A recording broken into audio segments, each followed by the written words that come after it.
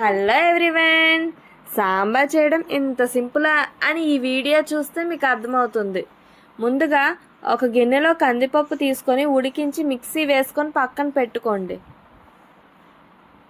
అలాగే చింతపండు కూడా నానబెట్టి ఉంచుకోండి. ఇప్పుడు ఒక గిన్నె స్టవ్ మీద పెట్టి ఆయిల్, పోపు దినుసులు, ఆనియన్స్, కరివేపాకు వేసి వేయించండి. మిరియాలు, అల్లం ముక్కలు వేసుకోండి. మిరియాలు ఎక్కువైతే ఘాటు ఎక్కువ అవుతుంది, కొన్ని వేస్తే టేస్ట్ చాలా బాగుంటుంది.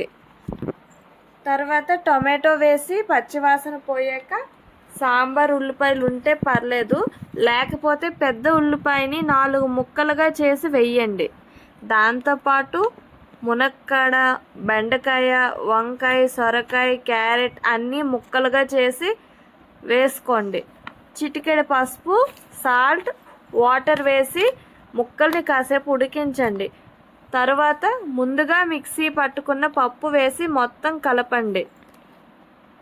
దానిలో నానబెట్టిన చింతపండు వాటర్ వేసుకొని సరిపడా కారం, ఉప్పు అడ్జస్ట్ చేసుకొని లాస్ట్లో సాంబార్ పొడి, గరం మసాలా వేసుకొని స్టవ్ ఆఫ్ చేసుకుంటే సాంబార్ రెడీ. ఇది అన్నంలోకి, ఇడ్లీకి కూడా చాలా బాగుంటుంది. మీరు కూడా ట్రై చేసి టేస్ట్ ఎలా వచ్చిందో కామెంట్ చేయండి. Thank you for watching. Bye bye.